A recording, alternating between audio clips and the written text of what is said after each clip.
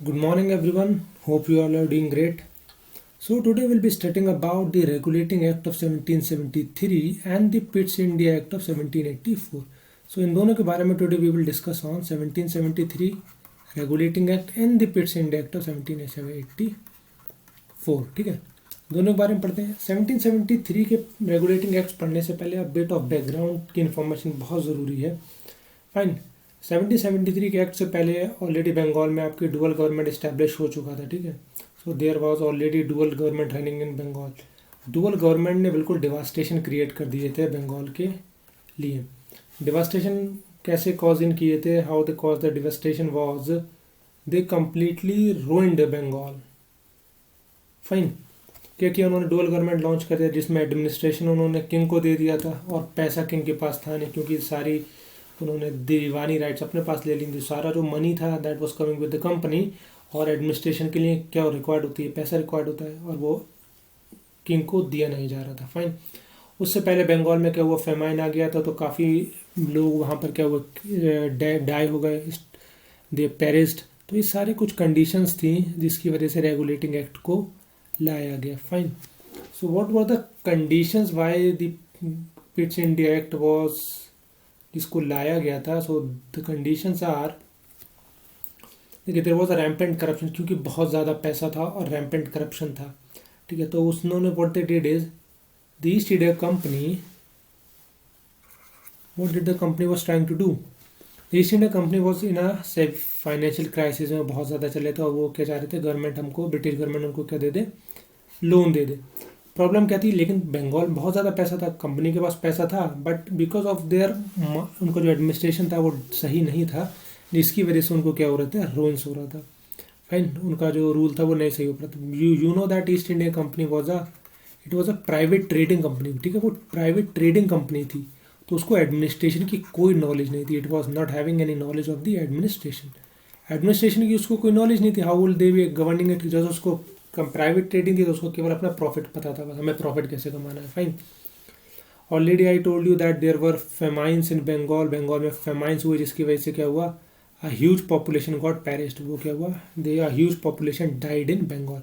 ठीक है। सेकंड, ये सारी प्रॉब्लम्स तो चली रही थी, उसमें ऑलरेडी एक वर्स मेजर किया गया था डुअल गवर्नमेंट। ठीक है, डुअल गवर्नमेंट रॉबर्ट क्लाइव ने इंट्रोड्यूस तो करा दिया वहाँ पर, उसकी वजह से बहुत ज़्यादा प्रॉब्लम्स हो रही थी। फाइन। क्योंकि पैसा था नहीं एडमिनिस्ट्रेशन को रन करने के लिए, बिकॉज एवरी निज़ामत राइट, यू नो, निज़ामत राइट्स आपको कंपनी उस किंग को दे दी गई थी, निज़ामत वॉज एडमिनिस्ट्रेशन, और दीवानी राइट्स उन्होंने खुद ले ली थी, जो पैसा सारा आ रहा है। फाइन। तो पैसा सारा कंपनी के पास आ रहा था, ईस्ट इंडिया कंपनी के पास, तो बगैर पैसे के तो एडमिनिस्ट्रेशन रन नहीं कर सकता। Fine. So these were the problems जिसकी वजह से उनको एक्ट को लाना पड़ा। फाइन। और ऑब्वियस, और already there was huge lawlessness, क्योंकि कोई एडमिनिस्ट्रेशन ढंग से था नहीं, लॉलेसनेस क्रिएट हो गई थी। ठीक है ना। और हैदर अली से कंपनी ऑलरेडी हार चुकी थी एंग्लो मैसूर वॉर में।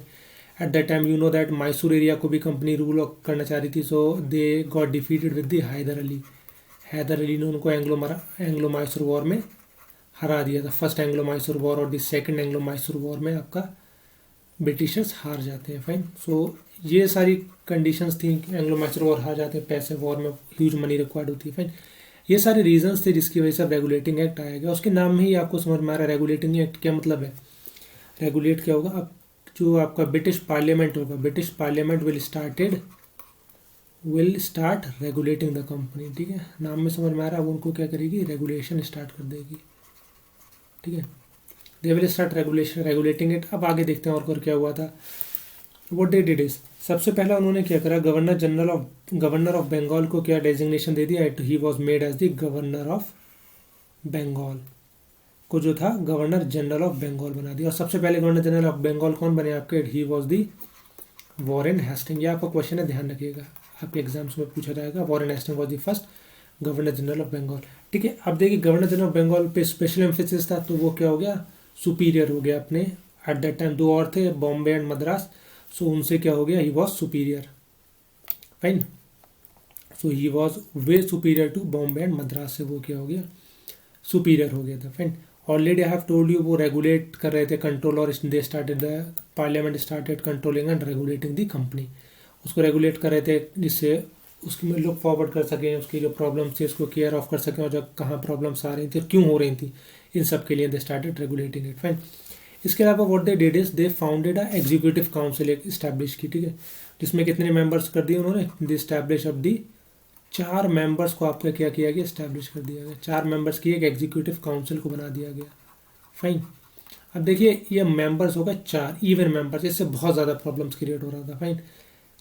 कोई भी जो डिसीजन हो रहा था वो 2:2 में हमेशा हो जा रहा था, बहुत बार केसेस में ऐसा हुआ, तो 2 लोगों ने पास किया और 2 लोगों ने पास नहीं किया, ठीक है, तो टाई हो गया। तो इस केस में जो भी है उनको लॉ, जो भी उनको डिसीजन लेना था वो बिल्कुल नलीफाई हो जाता था, सो मोटिव नहीं, क्योंकि 2:2 में बढ़ गया था। Fine.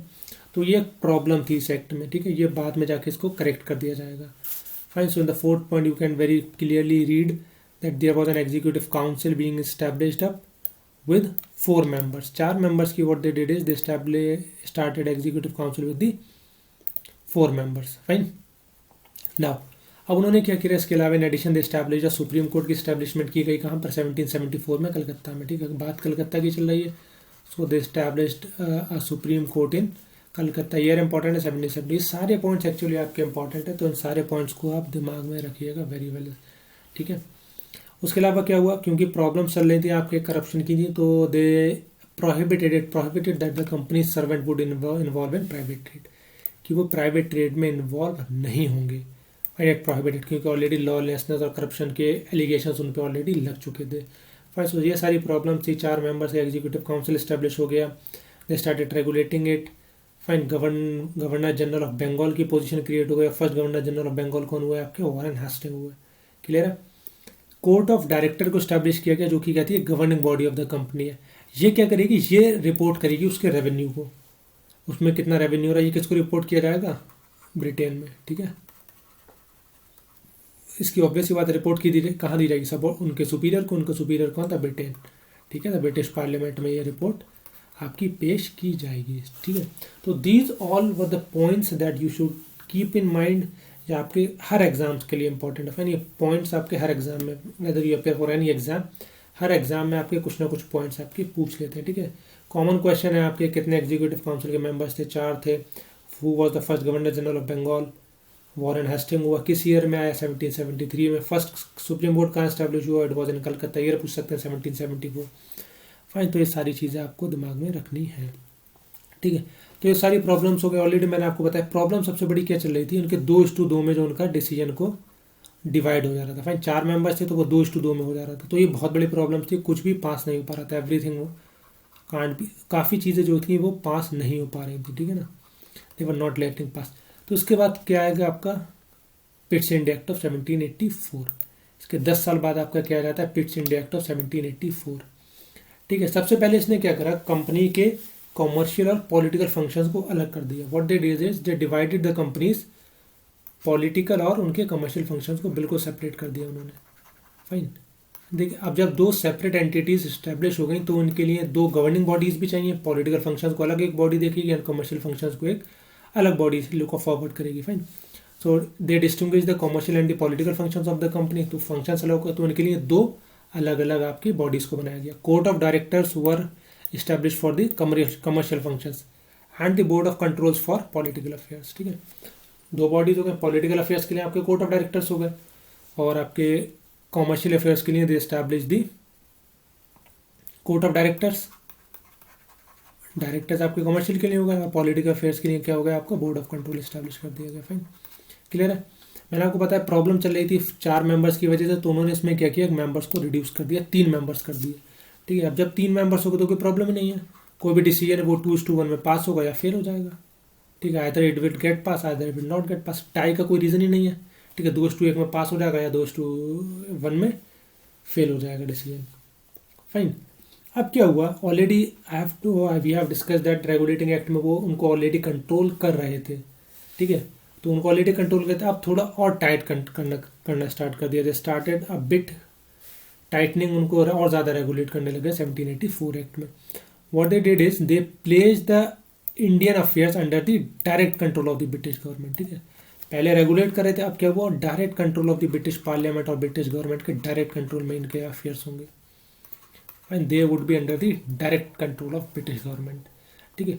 One of the most important, सबसे इंपॉर्टेंट उन्होंने क्या किया, अब उन्होंने क्या करा, जो कंपनीज की जो टेरिटरीज हैं वो इंडिया में what will they be called as, they will be called as the British possessions. ये इंपॉर्टेंट पॉइंट है, आपका ध्यान रखिएगा। The company's territories were now being called as the British possessions in India. Fine. तो ये 4 points हो गए आपके, इंपॉर्टेंट है आपके। उन्होंने सबसे पहले कॉमर्शियल और पॉलिटिकल फंक्शंस को आपके डिफरेंट कर दिया।